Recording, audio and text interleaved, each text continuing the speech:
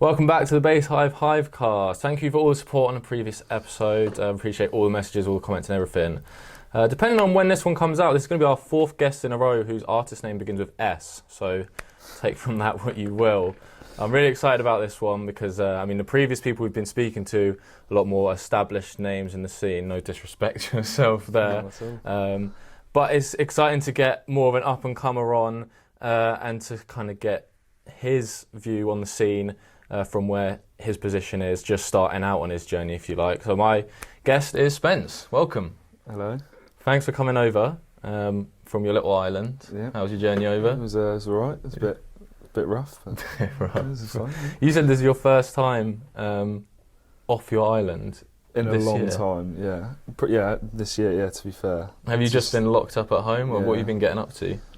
Just music, really. Just That's music. it, really. Well, a few other things, I've been working quite a bit, but stuff like a few little front bass things that I've been working on, which are coming soon, hopefully. Sounds good, Yeah. sounds good. So just for people who may not be aware, obviously you're an up-and-coming bass artist. Yeah. Just introduce yourself. So, well, I'm Spence. I don't really see. I make bass music, UK bass. Normally the more harsher side of it, like away from the garage. Like the darker sounds sort of thing, yeah. Going for that sort of style. And that's pretty much it. Nice. So if we take it all the way back, what's like your first memory of music, of any kind of music? So my parents are, well, my dad's a drummer, my mum runs a few venues, festivals on the island and sometimes away from the island, and my dad builds festivals. So I was just going to a lot of festivals as a child just to like see, and my dad's a sound engineer, so I sort of got into the whole like mastering and stuff side like that, like sort of listening to stuff, and then that's pretty much that. That's how it all started off, and then I was a drummer since I was 4. And Lots of people in the band. bass scene started out as drummers, I've found. Yeah. Drummers or guitarists, or there's always something. I was a drummer myself, so... It helps a lot, Yeah. I think, because obviously you've got the rhythm or the melody, or if you've got an ear for like notation and stuff, it helps a lot to produce with. So you've been musical your whole life then? Yeah. Well, not like fully musical, but I'm like I don't like notation a lot. But you're into music is what I mean. and What I mean to say, yeah. Yeah, and well, I think anyone can, but you can tell when stuff's like off key, and you know what's right and what's wrong. Whereas some people just have no idea about that sort of stuff. And have you always been into like sort of like dance music, electronic music? Well, it came when I was about 13. That was when it came about. Because I used to be like the biggest like Foo Fighters fan. And Oh, really? I was like a proper rock. Is that to do with your drumming? Yeah. Right. Yeah. And then I started listening to like Oliver Heldens and obviously Joyride. Joyride's probably my biggest like inspiration. And then sort of just got my first like set of speakers and then started listening and then wanted to make it. So obviously, I mean, Joyride, I suppose, is a bit more niche with the bass house sort of stuff. Yeah. But lots of people, I mean, I remember when I was in school, everyone went through the phase of like in dubstep and like in house music and stuff. I didn't really discover bass music, specifically like bassline music, till I came to uni. I was into like drum and bass, but I didn't know the difference between bassline and drum and bass and things like that. It's just from hearing it at parties. Yeah. How did you like discover bassline as a genre? So it was actually, I can't remember what song it was, but I was searching for a remix and I came across Deep Rock, and then that was what launched the whole UK bass sort of bassline scene, because that's where they were. And I just used to sit in music rooms at lunch at my old school and just listen to Deep Rock and like always wait for the new one to come out and see what it's like. And so I just kept listening to that, and then I just started to like it a lot more, and then found more artists, and that's how I like branched out with bass. That's interesting. And I mean, for those who don't know, in the last year in lockdown is when you've turned 18. So before you've had no experience, you couldn't discover it through going out to clubs and things, which is very much what I did. No raves or anything. It's all through the internet, to be fair. So it's just because that's a brand new area to anyone who's been on before, who've like gone out and heard like live shows and things like that, and you've all just discovered it through the internet. Yeah. Did you ever have that sort of stigma as like, because I think I very much always been into bass music, and people have known me for that, and it's been like, why do you like that music? It's just noise. Have you had that at school? All the time. Well, not so much that. They're just like, oh, I'd have to be going to a party or drunk to listen to this, which is completely fair enough in some cases, but because I make it and I like it, I listen to it like sat at home doing nothing, and my mum's like, what are you doing sat in here just listening to bass on your own? Like, yeah, what are you doing? Like, it's fair enough though. Yeah, we've all had that, I think. Yeah. Are you still listening to Foo Fighters at all now, or is that completely past? There's bits of it, yeah. I listen to like Chili sometimes as well, just stuff like that. It's the occasional, like, after, I don't know, maybe after I record a set or something, I'd listen to something a bit less. So when you how soon after you started listening to discovering Deep Rot and then branching out and finding these other artists, were you turning your hand at actually trying to produce? Well, I bought a launch pad. One of the, do you know the, like, I think it's 12 by 12 or something. The pads? Yeah. Yeah. I used to play like Skrillex songs on them because I thought it looked really cool because I watched videos on it. And then I had, because with that you get Ableton Lite, and then I started putting tracks together. I made like, they were awful. I don't think I have them anymore. I wish I did, but just basically drums over an old song and then just messing around. That's where it all sort of came about. And then, because the transition now, I feel like the last year, obviously, lockdown, you've had a lot more time to work on the music, as you said earlier. How do you go from just being the guy who likes bass music to being taken seriously as a bass producer? Well, it is. I guess it is time, but it's like it's improving on your production. Like, it's not. You can't just keep making the same thing and then expect people to take you seriously. Like, you have to put time and, like, even watching YouTube videos on how to do certain, like, I don't know, sidechain, like, you know what I mean, just stuff like that. Like, you need to just put time into it, I reckon. Sure.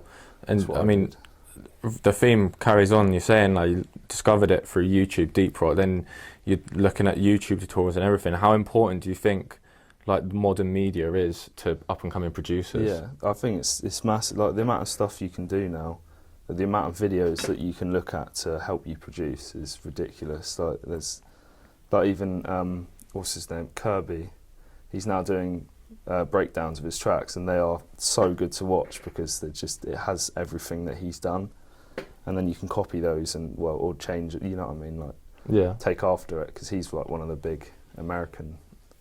One thing I probably wouldn't usually pick up on, but it's sort of been an ongoing theme throughout these podcasts, is that you obviously got Ableton Lite, with which is obviously the best DAW, but you don't use it anymore. No. So what happened? Well, I don't know, I found it too long. Okay. Not in a bad, like, it's a good, I really like Ableton, and I used it quite a bit, mainly to just do, like, mix downs. I think the processing's really good on them, like, especially the stock plugins.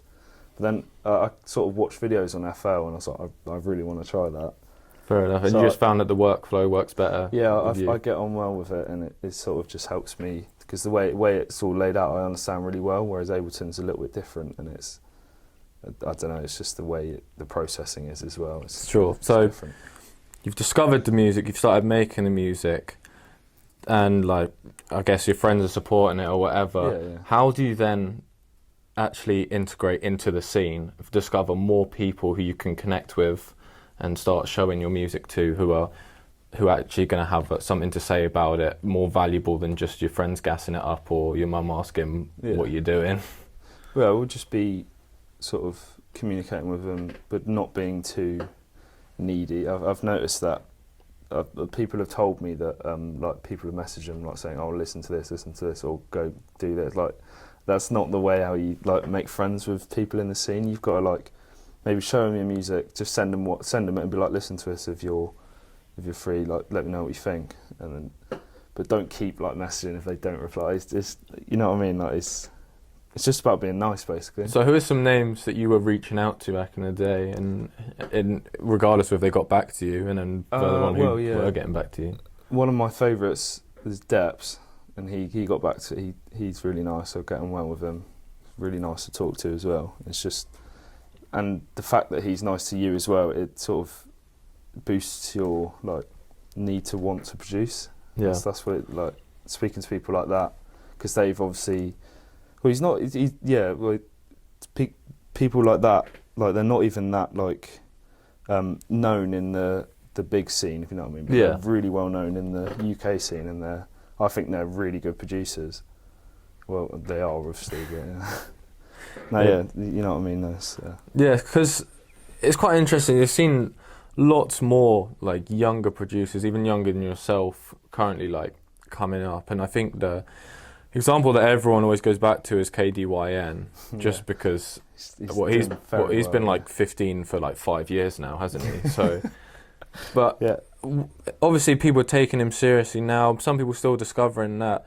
Do you think it is more challenging being a younger artist and getting people to take you seriously? Yeah, 100%. Definitely, yeah, because it's just about maturity, isn't it? Like, people look at you and see that you're, I don't know, like 15, and they'll just be like, oh, he's just like wants to be like really big all of a sudden. Like, you know what I mean? Like, he wants to do that, and he's not, because they think that they're not trying hard because they don't know what they're doing, if you know what I mean, because they're young. But I don't know. Well, there are probably some people like that, but. And do you think now, because you mentioned someone like Deps, who's one of the bigger names within the UK scene, respectively, and then you've got, I guess, above that is your Skepsises and your Kajamas and everything. Yeah. Do you feel that there's any sort of divide between like the old school's not the right word for it, but the more established artists and the up and coming? I don't think there is a divide, because I think they're all equally as good as each other. And I still think people that aren't that big at the moment are better than some big artists. It's just the fact that they've been there the whole scene, and it literally is about time and how you release and who you release with. Because obviously you're going to get more recognition if you release with someone like Crewcast. You're going to get like more people coming to you. Sure. I mean, I'm just sort of jumping around my notes here, but let's talk actually about the scene as a whole. Yep. And do you think it's going in the right direction? Do you think Bassline is on the up? Because there's been a lot of talk about it, and obviously in the last year with no live shows or anything, and that's obviously where it thrives. It's definitely at a low. Yeah. I think at the moment there's not many views being like given out. If you know what I mean. There's not much recognition, especially in smaller artists at the moment. But I think as soon as shows come back, I think there'll be not a massive spike, but it'll begin to grow. Yeah, again. it'll do something. Like, I do hope so. Yeah, same. On Bass Hive, we have a series which I'm sure you know called Making a Buzz. Yeah. Which is where we feature up and coming producers. We featured yourself before. Who are some of the people in the scene who you think right now are making a buzz, are coming up, that wants to watch, etc.? So what do you mean, like the? So just people like who are coming up, like alongside yourself, or maybe someone people haven't heard of, to keep an eye out for the future. Oh, okay. Well, I mean, Digital Koala, he's big. Yeah. I think he's getting a lot of recognition now, and he's definitely one of my favourite producers at the moment. And I like how he's Russian as well. So, speaking of Digital Koala, me and Spence are going to do a video. It will be a separate video to this podcast, going in more depth about the Making a Buzz series, and going into a bit of depth about Digital Koala and maybe some other artists in the future. So keep an eye out for that. So looking forward then, future of the scene, you kind of said that you think it's going to pick back up.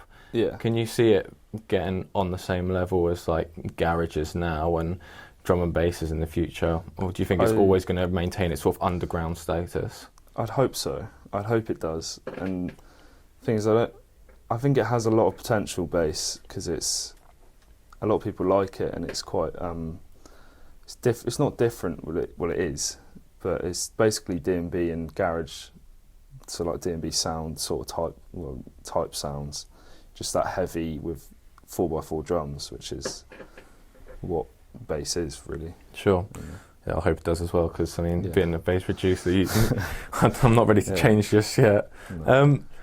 Talking more like resources for up and coming producers, online groups such as Lengoland are a big part.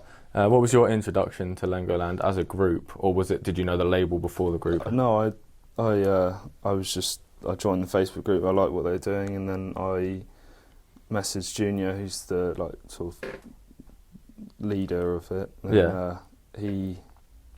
I messaged him just saying, I want to record a set in my shed, and he was just like, what? So that was how it came about, and then he was like, fine, yeah, we'll do it. And then it went down pretty well. I enjoyed that a lot. We had a lot of talented filmers involved. Yeah, let's talk about that, because Yeah. I didn't realise it was such a quick process. I assumed that you may have been like sort of behind the scenes in Lengoland for a while, but it just was one message. It was all just, I just sent him a message saying, hope you're right, I want to do a recording. I want to record a set in a shed. And because it was different, I think that's how we want to, because I'm doing it again soon, but bigger and better. So keep an eye out for that. Yeah, there's a plug there. Keep an eye out for that. I'm not trying to plug, but yeah. But it's just literally a message, and that was it. And recorded a set and premiered it on Facebook, and it went quite well. Yeah, it looked great. So it was literally like a shed, converted shed in your back garden. Yeah, it's in my field, yeah. Yeah, in your field. Very, very a lot Isle of Wight, that, isn't it? Yeah, it is, yeah. That's sick. So just got your mates round, it was a half an hour set, wasn't it? Yeah. And did he sort of say what are you going to be playing, sort of thing like that? I just said bass. Just bass UK music? Bass line, UK bass. I switched to D&B at the end. Yeah. So what was your expectations of like how it would be received? To be fair, I didn't really know that. I just thought it would be a mix that people would watch and like sort of just be like, oh, this is pretty cool. And because it was filmed like quite nicely with my mate did all the like effects and stuff, it would look really like crisp. Yeah, it looked really professional. I just wanted to do it properly and see what everyone thought, and like if it went well, do it again. So. And how was the reception? Yeah, it was quite good. Yeah.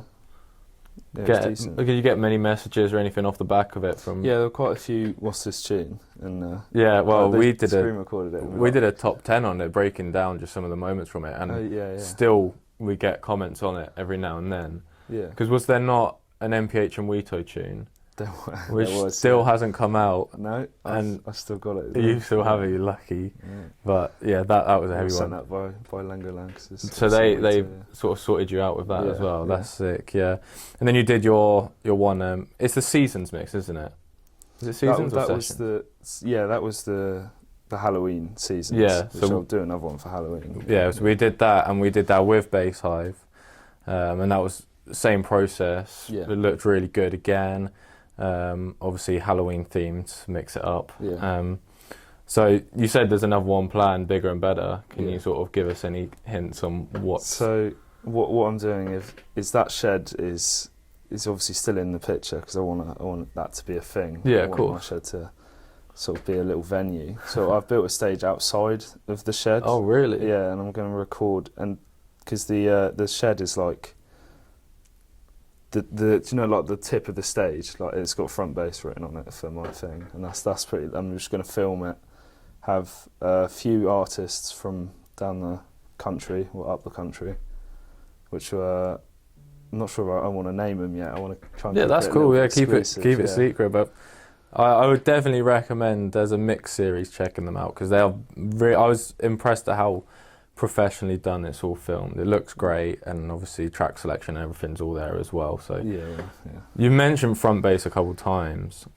I'll be honest, I haven't fully done my research here. It's nothing yet. It's getting there. I'm trying to get everything right. And to be fair, it won't be much a label. I want it to be more an events not management, but events label type thing. So and is it just you? At the moment, yeah. Yeah. I hope to have a team, some sort of team one day, but I'm quite happy planning stuff on my own at the moment and getting it all sorted out the way I want it to be. It's interesting that you're up for doing like events and everything. You want to get into events and putting them on when you've actually never been to a rave. I've never. So. Are you like looking forward to touch wood June 21st? Are you gonna just be going absolutely crazy? See, I don't know. Probably yeah. No me, but I'd love to go see a few things. Like definitely some big names I want to see as well because obviously I've been like watching and listening to them for years. I'd like to go see them in person. Like, it's it's just a thing, isn't it? Yeah. I think especially going to sort of like bass gigs is going to be.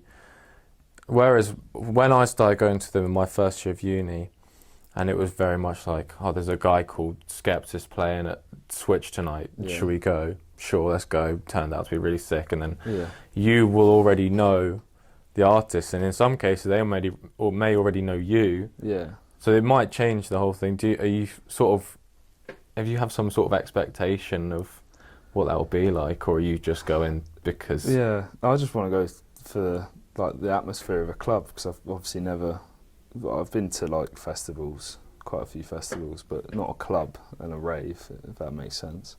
I'd just like to see what it is, and it'd probably be better if it's someone I know, just be able to tell them it was a good show, if it was. Yeah. And then is the aim for you to then be playing shows? Yeah, I'd love to have some shows.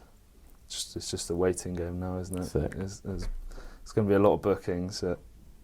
Not too sure like who they're going to, because obviously I have no experience. It's like it's hard to. Yeah, I do hope promoters take some risks with some of the people who've come through in the last year, because there's been a lot of people concerned that they might just go with the easy bookings as opposed to pushing through some new talent. We've spoken a bit about your production. Let's talk about your actual releases. And I mean, you've sent me a couple like folders every now and then, and it's clear they're getting better and better. In my head, I like to think at the start we were kind of on the same level, and now you've definitely surpassed me on your production quality. But one of the ones that stood out to me at the time was the Bingo release. Yes, hybrid. Yeah.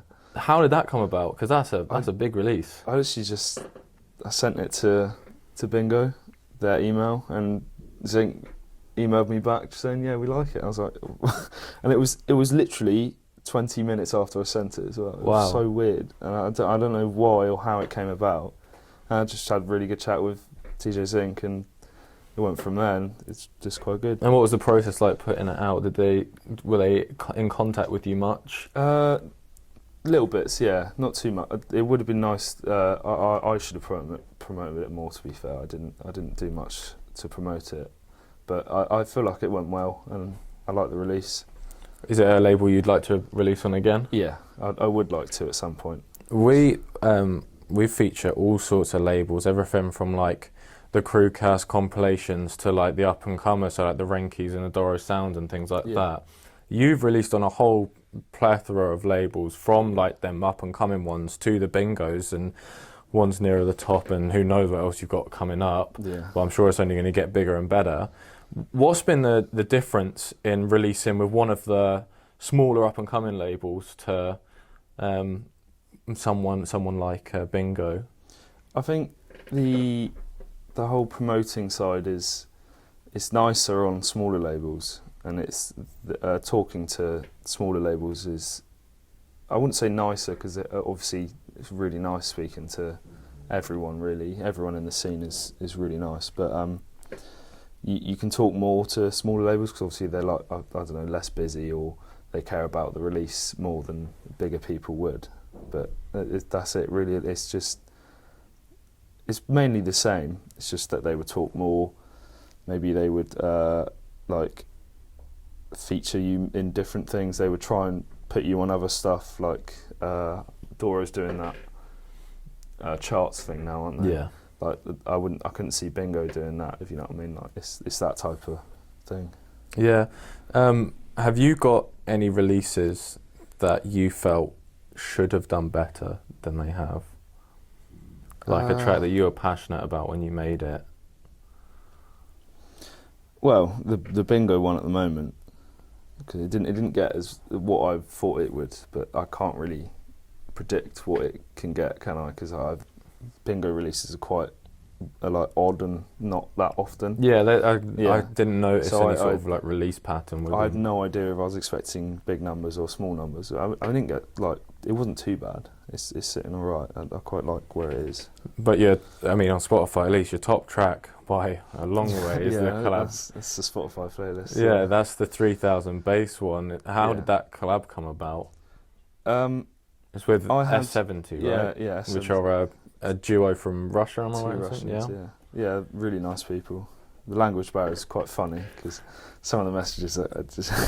That's what I was going to go down the yeah. line of asking is, I mean, most people, especially producers watching this, will know how much of a ball ache it can be to arrange a collaboration. And it's all good in saying that you can do it and sending stems, but then actually getting to a final thing, it can be a bit of a nightmare. It's a long process. And then doing that with someone who speaks a complete different language to you. Yeah. Well, What the thing was is, that like? I had a full track that I didn't really like, so I sent them the stems to that full track, and then they changed like bass sounds, they changed drums, they changed the intro, they put a new vocal in, so all that sort. So it's actually a good 50-50 collab. Okay. And that's basically how it came about. And then I pitched it on Spotify, and So you pitched it yourself? yeah, and, luckily got on. Very on the nice. playlist, And yeah. it's still on Baseline Bangers It now, is, yeah. as of time of recording. Bearing in mind this probably won't go out for a couple more weeks, recording at end of May now. Can you give us any information on forthcoming releases? Yeah. Well, I've got a special one being announced today, so I can say, and it will be out by the time. Yeah. Probably. It's the Sour with Albsy and SK.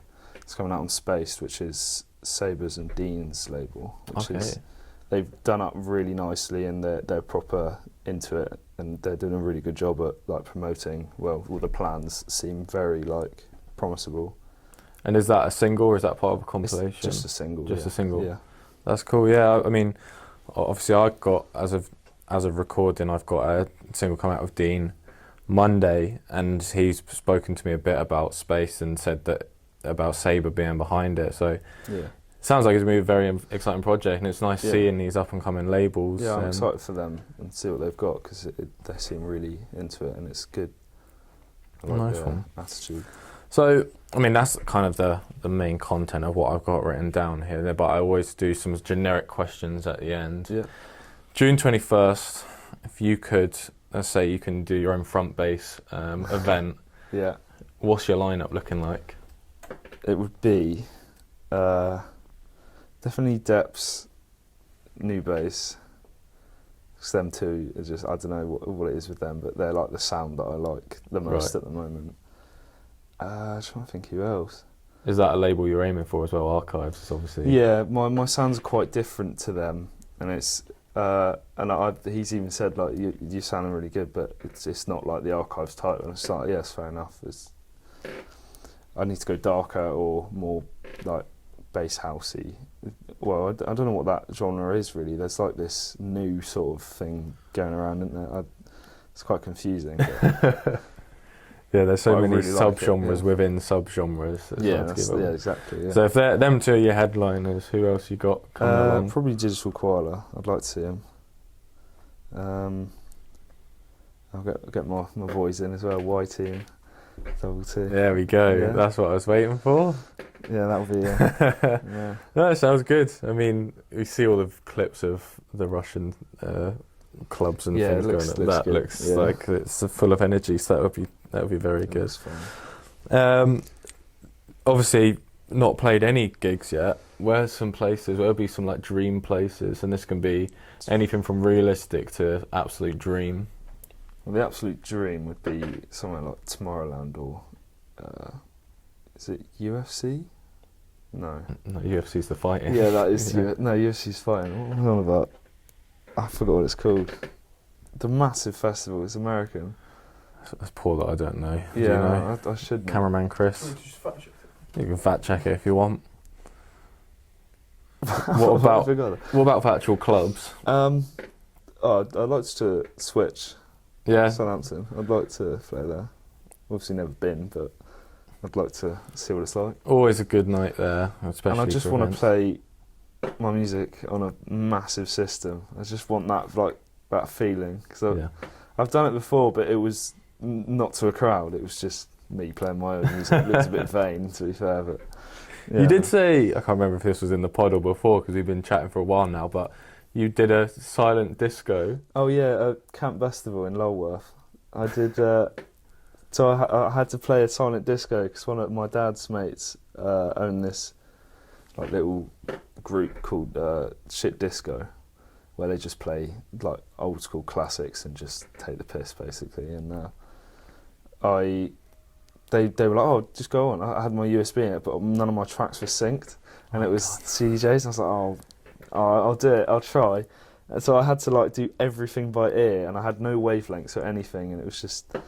I made sure I chose tracks that I knew what they were, so I just knew what was going on. Oh god, it was quite good though. It was a good experience. There was about 800 people there, which was it's quite different, but fair enough. Yeah, it's quite scary for a first gig as well. Must be very straight. Obviously, like take your headphones off and it's just it's silent disco. Yeah, exactly. Everyone was like, "Oh, it's weird. I don't like silent disco." I like being in them. I don't know how I'd feel about being a DJ at one. Yeah. Did we get a fact check on it? No. The elusive American festival. You'll probably remember it like tomorrow or something. We did this because obviously yesterday was probably the first day of sun we've had all year. But we are Shapes, we are Selector now, and we can ask you as well if you could put together a little 5-track summer playlist. For summer? Yeah. Most summer playlists are for summer. That's true, yeah. Well, Alvsy, MKJ, Think About Things. Oh, of course. 100% that'd be in there. Is that one of the hottest dubs around right now? Yeah, it is. There's a lot of money for that. No, I'm joking. Sammy Verghese with his sister. Yeah, Selector said the same. Yeah. All right. Beautiful song. I want to put some bass in there as well, because obviously I like my yeah, if that's what you're listening to in the sun, it's your playlist. You do what you want. Actually, Skrillex's new tune. Okay. The house one, not the Sway Lee. Oh no, wait, the house one. It's called Butterflies, I think.